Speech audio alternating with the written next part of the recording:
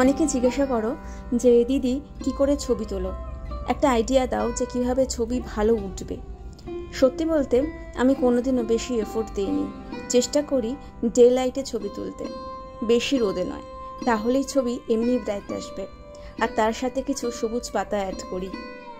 আমি মনে করি ছবির ব্যাকগ্রাউন্ড যদি সুন্দর হয় তাহলে তোমার ছবিটা এমনি দেখতে ভালো লাগবে।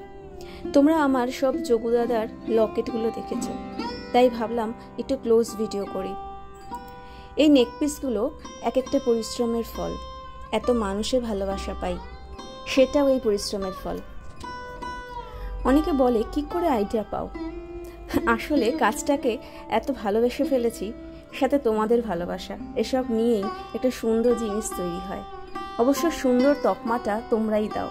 আমি তো শুধু তোমাদের কাছে একটা গল্প তুলে ধরার চেষ্টা করি, আর সেই গল্পের পাঠিকা তো তোমরাই।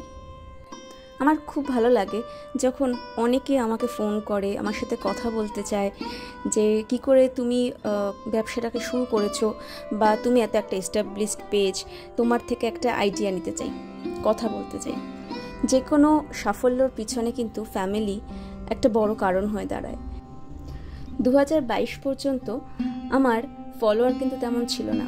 পেজ বুস্ট করা বা পোস্ট বুস্ট করা এগুলো তো সেরকম লাভ হয়নি। সত্যি বলতে 2023-এ আমার ব্রাইডাল একটি মেয়ের ভিডিও ভাইরাল হয়। আসলে তখন থেকেই মোটামুটি পরিচিতি পেয়েছি। তারপর তোমাদের ভালোবাসা পেলাম, ভাবলাম যারা আমাকে এত ভালোবাসে, আমার কাজকে এত ভালোবাসে, তাদের নতুন কিছু তো উপহার দিতেই হয়। আসলে আমি এখনও এস্টাবলিশড নই। আমি মনে করি যেদিন আমি অন্তত 5 জনকে এমপ্লয়মেন্ট দিতে পারবো সেদিন আমি এস্টাবলিশড হব, বা একটা সংসারের দায়িত্ব নিতে পারবো সেদিনই আমি এস্টাবলিশড হব। আমার কাছে যারা কাজ শিখছে, যখন তাদের মধ্যে কেউ নিজের পরিচয় তৈরি করতে পারবে, আমি সেদিন এস্টাবলিশড হব। তার জন্য আমার তোমাদের সবার ভালোবাসা চাই, আশীর্বাদ চাই, যেন আগামী দিনে আমি এগিয়ে যেতে পারি।